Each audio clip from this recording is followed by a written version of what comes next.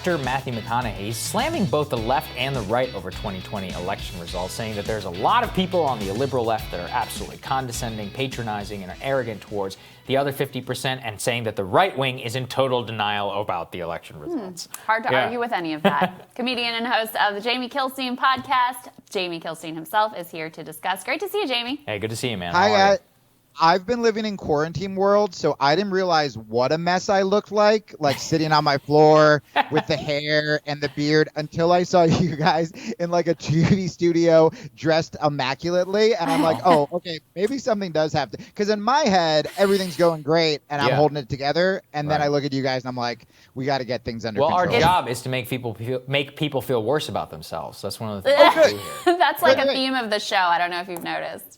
Perfect. Well, luckily we're talking about very hot, ripped Matthew McConaughey, so I certainly will feel great after that. Okay, great. Yeah. So, what did you think of these comments? And I mean, he's also hasn't he kind of floated the idea of running for governor of Texas? No. He's like, I think mayor of Austin too. Dipping his toe into the political waters. It's kind of interesting. Okay, so did you see, by the way, the second I mentioned Matthew McConaughey, light literally just came in through the window and blessed me.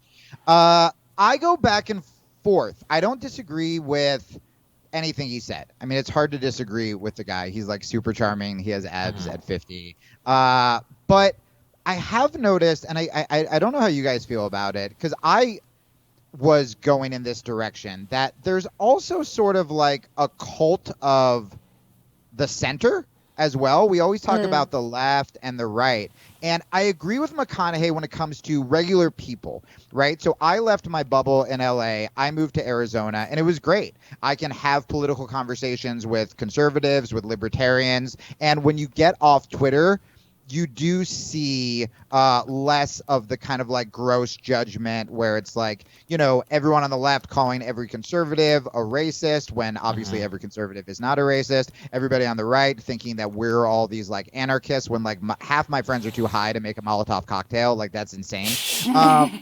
And so when you actually talk to regular people, you go, yeah, man, if we just had more regular conversations like this and weren't condescending jerks to everybody, we would probably actually see that we're all getting screwed by the same people. Where I see that the centrism being the kind of holier than thou orb is dangerous is with politicians. Because when the politicians talk about the center, and we really need to move to the center, essentially what that means is that centrist liberals and centrist Republicans can come together to screw over everybody. And so you're not actually getting any good policies from either side. You're just getting these like wishy-washy, gross, pandery, corporate politicians on the left and right, and they come together to make our lives terrible. Yeah, you kind of nailed it there. Couldn't agree with you more there, Jamie. I mean, this is the interesting thing. I mean, as somebody, you said you used to live in Los Angeles and more, which is that to have somebody like him of his stature, something he even said, I think he was on Joe Rogan's podcast, is he's like, look, I can only say this because I'm really famous and I have like an Oscar, right? He's like, if you're coming up, you can't say a word. And he's like, it's pretty annoying. He talked about how whenever he thanked God on the Oscar stage, he could see people rolling their eyes in the audience, and that he even saw some people who were about to clap but realized that the camera was on them, and so they had to like sit on their hands. God. And that's a very profound kind of thing to me. I was like, wow, like that is, like that's crossing the line there. Like, come on, man. Well, Republicans really do they got all the good words. Like, when you think about it, it's like they've made the left seem anti-family, anti-hard work, anti-God. And it's like, look, man, I'm just at the point. I used to be all about labels. I'm progressive. I'm vegan. I'm an atheist. And now I'm at the point where I'm like, if you are a Christian hunter, but you want to go like help the poor, I would rather hang out with you than people who may agree with me more politically, but spend all day just on Twitter and on Reddit, like making fun of other people. Like, I'm just, when McConaughey talks about that, he is 100% right. What we, as people who can talk to other people who disagree with us, what our job is, it's like, okay, how do we transfer how we talk to regular people? Because, man, I mean, even when I first moved to Arizona, I remember in LA, I was like, we have to abolish guns. And then I got to Arizona and all my friends have guns. And I'm like, I'm going to keep that down. And what was interesting is I wasn't just selling out what I believed, but I started asking them questions where I'm like, hey, you're a gun owner. I even had this big NRA guy who trains tactical firearm stuff on my show. And I was like, what do you think when you see a school shooting? Like, why does the NRA not come up with, like, solutions? And he's like, we are so on the defense because of all of the rhetoric on the left, making us sound like we're all, like, pro mass shooting, pro murder, that we aren't empathetic.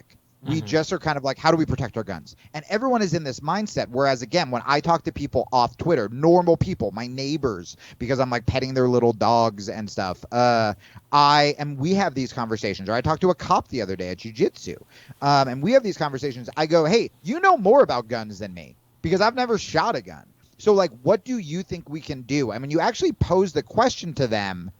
It's amazing. The thing that scares me, like we were saying before, is when it sounds like it's like, we just need more centrists. It's like, no, centrists are like Joe Lieberman. Like, we don't want that. Yeah. We want more being able to see what both sides have in common and more conversations and more solutions. I mean, the fact that we managed to politicize a virus, that if you see someone with a mask or without a mask, you know how they vote. That's so gross. We need people on the right being like, this is how we keep small businesses open. We need people on the left being like, here's what scientists are saying. But we don't do that because we're just screaming at each other. But I don't think the solution is like more centrists in Washington. It's like we have enough of them. Yeah, exactly, and you're right. McConaughey does have like an annoying like centrist fetish the way that a lot of frankly rich people do. Jamie, new stand-up album. That's right. Tell us 25% capacity. Tell us about it. Yeah, this is my first stand-up album. Oh, you have a little picture. This is my first stand-up album I've done in 8 years. We rushed everything because not to be too hilarious, guys, but was a little suicidal and depressed in the beginning of the year. Like, lost my girlfriend, my cat died, and then I was like, things can't get worse, and then COVID happened, and this is the first year I've been alone. And so I just had that kind of like do or die moment where I'm like, what's everything that I've been scared of? What's everything that I've wanted to do? And part of it was making another stand-up album. So I wrote all this material. There's political stuff on there. Like, I have stuff about gun control. I have stuff kind of about what we talked about here. But a lot of it is like personal stuff that I've never talked about. I was such a yelling, self-righteous political comic that I never talked about like relationships. I never told sex stories. Like, this was just me being like, I'm going to write the funniest thing possible. But also I talked a lot about COVID and loneliness, and I didn't record it. I only had a couple gigs this year in clubs, but I didn't even record it at a packed club. I recorded it in front of 25 masked people at a shady warehouse in Colorado. Wow.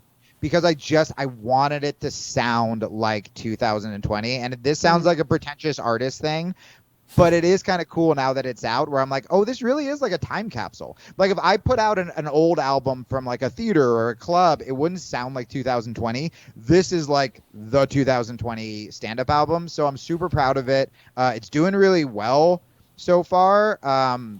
It's almost at number one. I think it can probably get to number one. But if it doesn't, it's like, this is something I thought I would never do again. It's easily the funniest thing I've ever put out, because I wasn't writing with a agenda. I was just trying to be funny and honest. Right.